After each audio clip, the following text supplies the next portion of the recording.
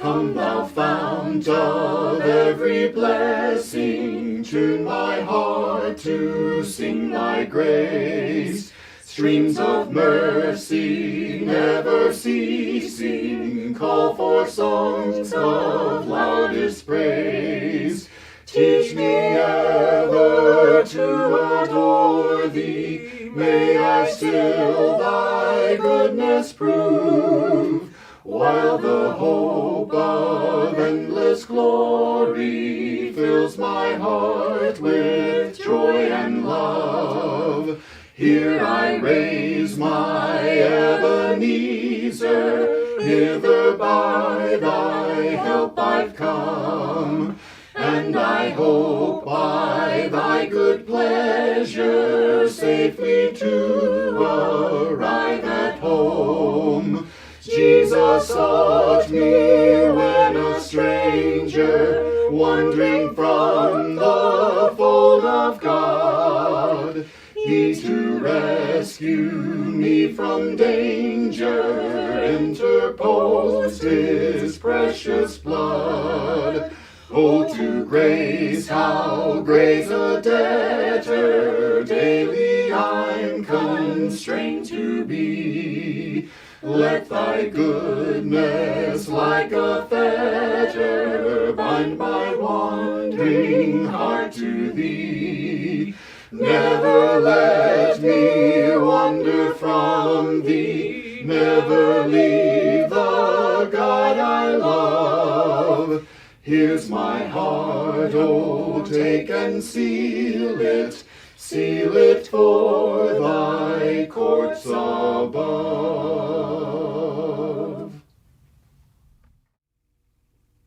Good evening.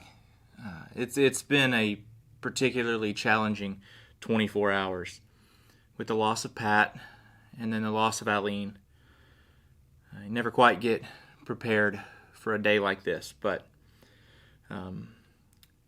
whenever I face heartbreak and grief, I like to go to the Psalms. I know that's a pretty common thing, but I think the Psalms are just absolutely perfect for times like this, as they are people, human beings sharing their thoughts and their feelings toward God, and that's exactly what we need to do in times like this.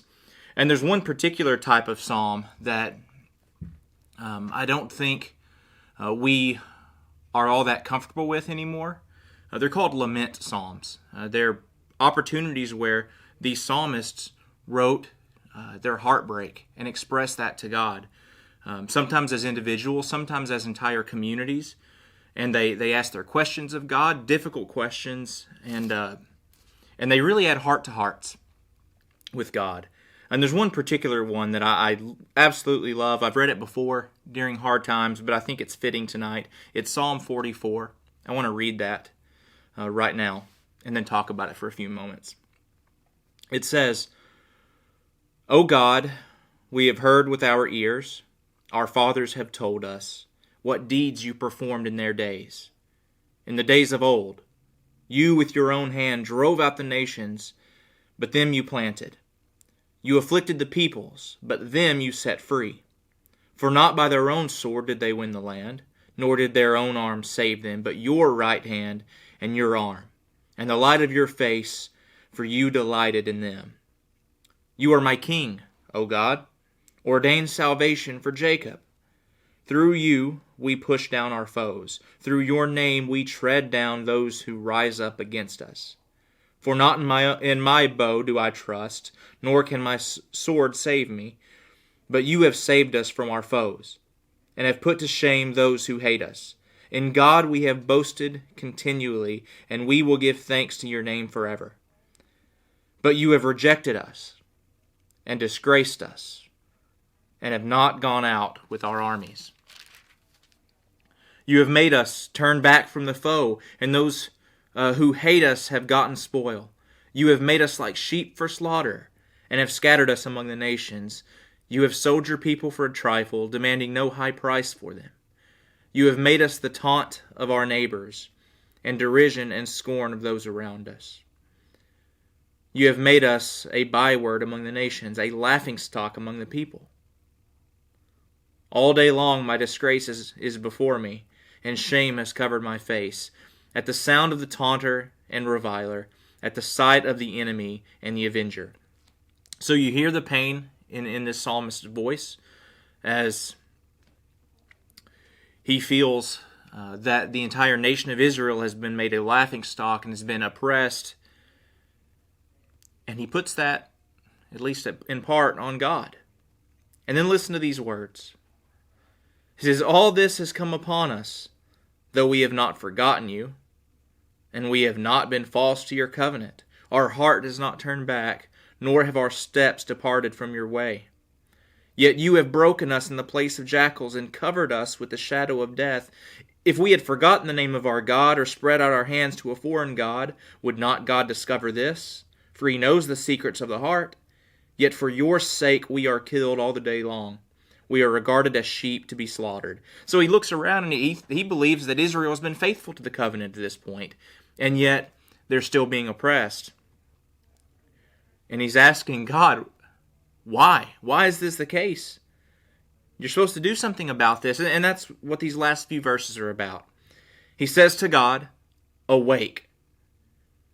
Why are you sleeping, O Lord? Rouse yourself. Do not reject us forever.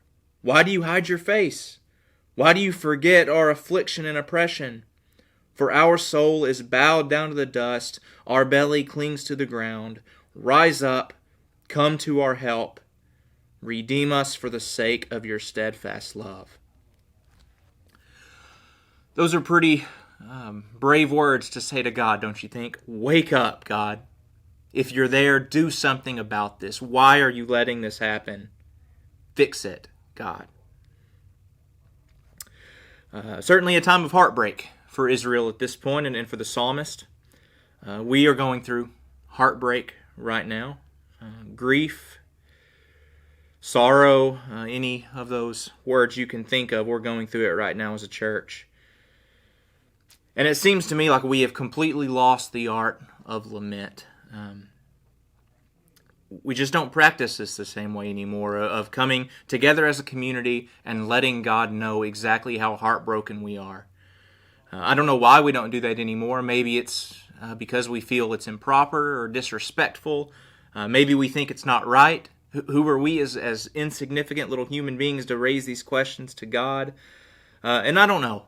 I can tell you I certainly am not comfortable saying some of these things to God myself. But what I can tell you is the psalmist here certainly felt comfortable doing that. He felt it was right. And clearly God did not see any problem in this kind of questioning and bearing your heart before Him, because God included it in His Word and Scripture for us as a forever example for us. That tells me that it must be okay to bring this kind of thing before God. So, what I encourage from you right now is in the moment of heartbreak, grief, and sorrow, bring your heartbreak before God.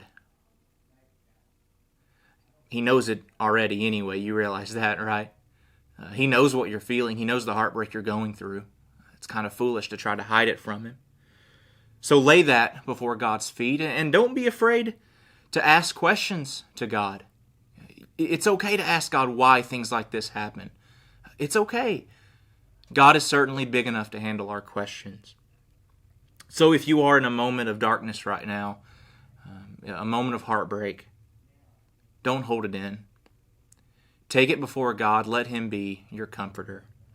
I hope that in some way this has been a blessing to you today, and I'll see you Sunday.